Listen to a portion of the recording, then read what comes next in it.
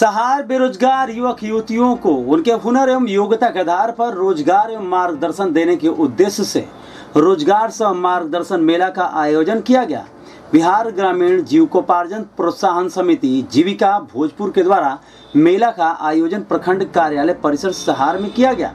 दीनदयाल उपाध्याय ग्रामीण कौशल योजना के अंतर्गत रोजगार सह मार्गदर्शन मेला का उद्घाटन जिलाधिकारी रोशन कुशवाहा भोजपुर ने किया। अपने उद्घाटन संबोधन में जिलाधिकारी ने कहा कि इस तरह के आयोजन से युवाओं को रोजगार तो मिलेगा ही, उचित मार्गदर्शन भी करियर के लिए निर्माण में लाभदायक होगा और युवाओं से कहा कि अपने स्किल को पहचाने और उसके तहत प्रशिक्षित होकर रोजगार लें। तत्पश्चात मंच पर आगत अतिथियों का स्वागत जीविका दीदियों और अधिकारियों द्वारा अंग वस्त्र एवं पौधा समर्पित कर किया गया। स्वागत भाषण जीविका के जिला परियोजना प्रबंधक संजय प्रसाद पासवान ने दिया। उन्होंने अपने संबोधन में कहा कि गांव-गांव में बेरोजगार युवक युवतियों को उनके हुनर एवं योग्यता के आधार पर चयन कर स्वरोजगार हेतु प्रशिक्षित किया जा रहा है। कंपनी के साथ जीविका का पैक्ट है और डाबर कंपनी और भी बड़ी बड़ी कंपनियां जीविका जो शहद बनाती है उसको वो खरीदते हैं, प्रोसेस करते हैं और वो अपने लोगो और अपने ब्रांड के साथ मार्केट में देते हैं। ये मिठास है जीविका की, उनके मेहनत और उनके हौसले की कहानी है।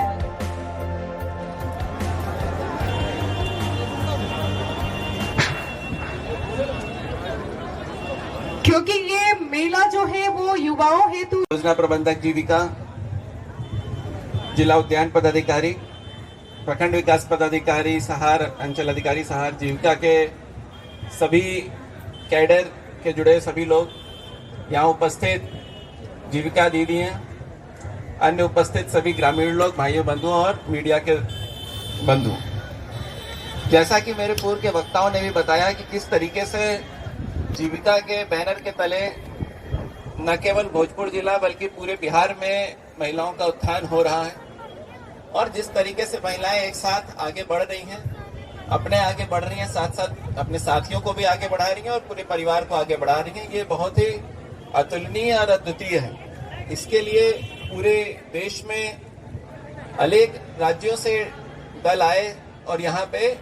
स्टडी करके गए कि किस तरीके से यहाँ की महिलाएं जो अन्य प्रांतों के मुकाबले जिनको माना जाता था कि कम पढ़ी लिखी या शिक्षित हैं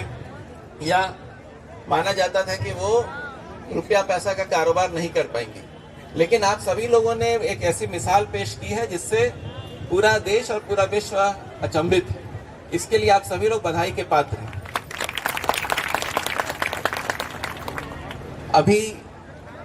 चाहे सरकार की कोई भी योजना हो, जो माननीय मुख्यमंत्री जी की सबसे महत्वाकांक्षी योजना है नशा मुक्ति, शराबबंदी, इसमें जिस तरीके से जीविका दीदियों ने सहयोग किया है, चाहे शहरी क्षेत्र हो चाहे ग्रामीण क्षेत्र हो, आप लोगों ने अपने परिवार में जो भी व्यक्ति थे जो नशा की तरफ बढ़ते थे उन लोगों को रोका और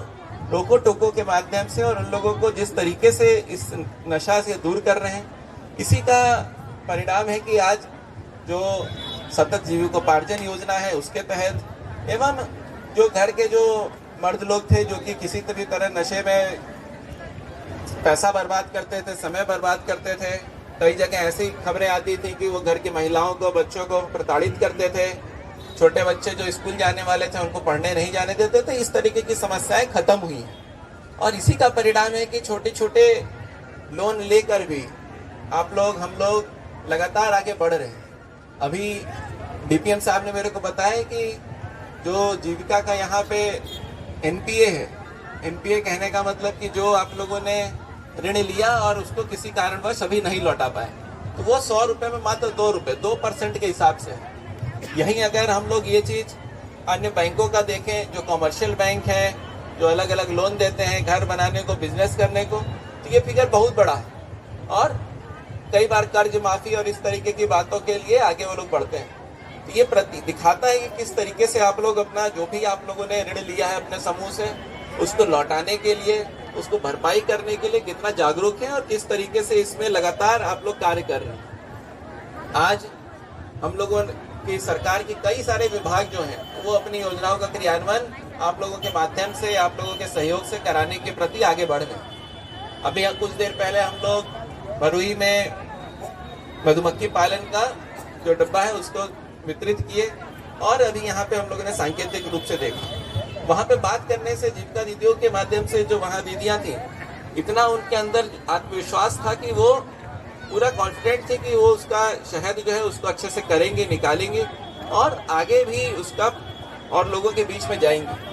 इस तरीके से छोटी छोटी जो चीज़ें हैं, आप लोगों को आगे जाके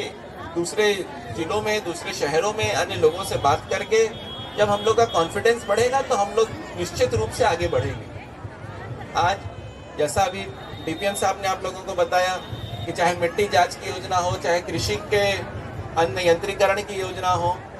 आप लोगों के माध्यम से ही अब हम लोग काला चावल, ब्लैक राइस के उपज कर रहे हैं। शहद की बात आज हो ही गई। साथ ही साथ अस्पताल प्रबंधन में चाहे दीदी की रसोई का निर्माण करना हो, या जो स्कूल में बच्चे पढ़ रहे हैं उनको जो वस्त्र देने हैं, कपड़े, स्कूल ड्रेस देने हैं, अब उसमें भी आप लोगों का सहयोग सरकार की तरफ से सरकार ले रही है। और आप लोग के द्वारा जो सिले के कपड़े रहेंगे उनको हम लोग स्कूल के जाते हुए छात्र छात्राओं को भी देंगे। यही नहीं, साथ ही जो जल जीवन हरियाली अभियान है उसमें भी आप लोगों का सहयोग अद्वितीय रहा था। चाहे वृक्षारोपण करना हो, या सरकार की जो इच्छा है कि अब हम लोगों के जो भी तालाब पोखर जो अतिक्रमण मुक्त कराए जा रहे हैं उसको जीविका को सौंपेंगे कि आप लोग उसकी देखरेख करें, उसके मेड़ पे पेड़ पौधे लगाएं और देखें कि कोई अतिक्रमण ना करे। ये कुछ एग्जाम्पल हैं, कुछ उदाहरण हैं जो कि दिखाते हैं कि समाज के हर अंग में हर तरीके की जो प्रगति हो रही है, अलग अलग विभाग हैं, सब में आप लोगों का सहयोग, आप लोगों की जो योगदान है वो सराहनीय रहा है और आगे भी इस तरीके से होता रहेगा। ये जो जॉब फेयर आज हम लोगों का लगा है, इसमें दीनदयाल उपाध्याय जो जीके भाई ग्रामीण कौशल योजना है,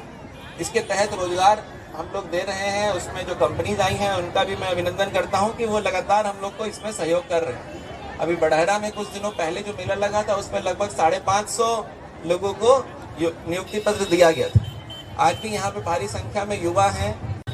रोजगार उपलब्ध कराया जा रहा है। आप सभी लोगों से अनुरोध है कि अपना अपना जो स्किल सेट है, ट्रेनिंग है, उसको अधिक से अधिक बढ़ाएं। जो सरकार की योजनाएं हैं, चाहे स्टूडेंट क्रेडिट कार्ड के माध्यम से अगर किसी को पढ़ाई करना हो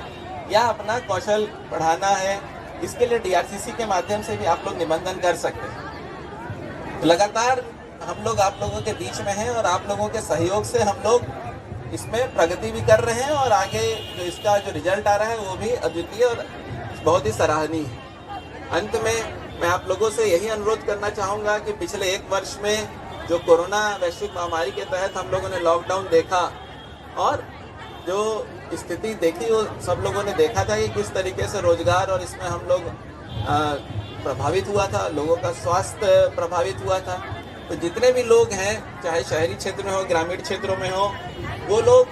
अभी भले ही कोरोना हम लोगों के यहाँ कम है, लेकिन दूसरे राज्यों में कोरोना की असर फिर से दिख रहा है और बहुत तेजी से केस बढ़ रहे हैं। तो पहला तो ये कि सब लोग अपना सुरक्षा जरूर रखें, जैसा कि सब लोग अपने मुंह को ढक के, चाहे मास्क के माध्यम से, गमछा के माध्यम से ढक के रहते थे, उसको फिर से शुरू करें। और जो सरकार के द्वारा जो टीका लग रहा है, अभी 60 साल के ऊपर के सभी लोगों को मुफ्त टीकाकरण किया जा रहा है और कल सरकार की तरफ से घोषणा हुई कि 1 अप्रैल के से 45 वर्ष के ऊपर के सभी लोगों को मुफ्त टीकाकरण किया जाएगा। तो इसका जल्दी से जल्दी आप लोग अपना करा के और टीका अवश्य लें, क्योंकि जो कोरोना बीमारी है उसको खत्म करने का, उसको हराने का 2 ही तरीका है। एक तो ये कि खुद हम लोग सावधानी बरतें और खुद को सुरक्षित करें टीका लगा के। तो आप लोगों से ये भी अनुरोध है कि आप लोगों के गांव में, आप लोगों के घर में, आप लोग के आसपास जितने भी वृद्धजन हैं जो कि 60 साल के ऊपर हैं, उनको तुरंत टीका लगवाएं। और 1 अप्रैल से जो 45 साल के ऊपर जब सब लोगों को चालू हो जाएगा तो उसमें भी अधिक से अधिक लोग जाके खुद टीका लगवाएं और सब लोगों को टीका लगवाएं, ताकि इस कोरोना वैश्विक महामारी से हम लोग बच सकें, इससे हम लोगों को निजात मिल सके और फिर से कोई लॉकडाउन या कुछ इस तरीके की स्थिति उत्पन्न ना हो। जो रोजी रोजगार हम लोगों का कुछ दिनों तक बेपटरी हुआ था, वो फिर से जिस तरह से चालू हुआ है उस तरीके से आगे बढ़ता है। तो आप सभी लोगों के उज्जवल भविष्य की कामना करते हुए आगे जो होली का त्यौहार आ रहा है उसके लिए आप लोग सभी लोगों को शुभकामनाएं देते हुए मैं अपनी वाणी को विराम देता हूं और उम्मीद करता हूं कि जिस तरीके से आप लोग अच्छा कार्य कर रहे हैं आगे भी करते रहेंगे। धन्यवाद।